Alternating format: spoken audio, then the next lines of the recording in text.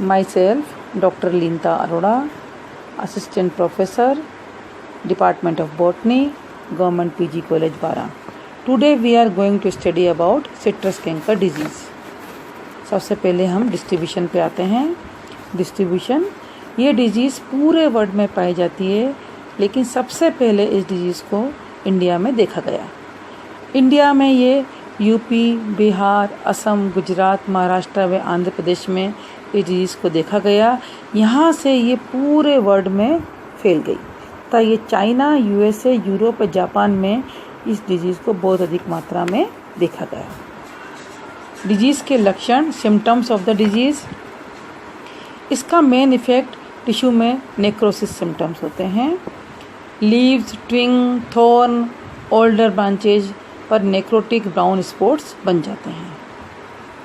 सबसे पहले लीव्स के ऊपर small, rounded, watery, translucent spot बनते हैं. ये ट्रांसलूसेंट स्पॉट जो होते हैं ये बढ़ते जाते हैं, तो बढ़कर येलोइश ब्राउन हो जाते हैं. इसके बाद ये स्पॉट्स लीव्स के लोअर सरफेस पर डेवलप हो जाते हैं. जैसे जैसे ये डिजीज़ बढ़ती जाती है, स्पॉट्स की सरफेस वाइट से ग्रेइश हो जाती है. अंत में ये सेंटर से फट जाते हैं, रप्चर से हो जाते हैं. वे रफ कोर की कटोरा सदस्य कैंकर लाइक अपीयरेंस इसका दिखाई देता है. ये स्पॉट 1 मिलीमीटर से 1 सेंटीमीटर डायमीटर तक के होते हैं.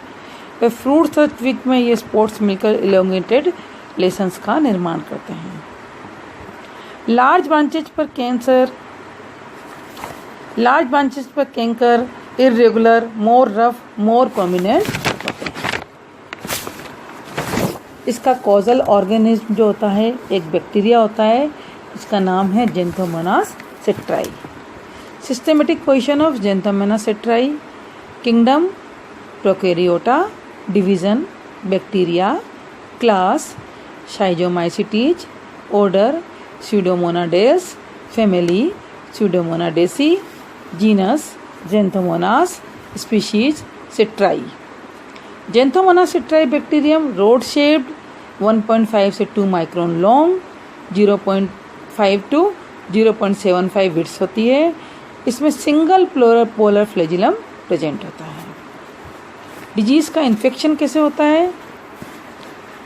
बैक्टीरिया जो होता है वो होस्ट प्लांट के अंदर कोई भी नेचुरल ओपनिंग जो होती है उसके द्वारा या इंसेक्ट्स के द्वारा, थोर्न के द्वारा जो वाउंड्स प्लांट्स में बन जाते हैं उसके द्वारा ये इसके अंदर प्लांट्स में प्रवेश करता है.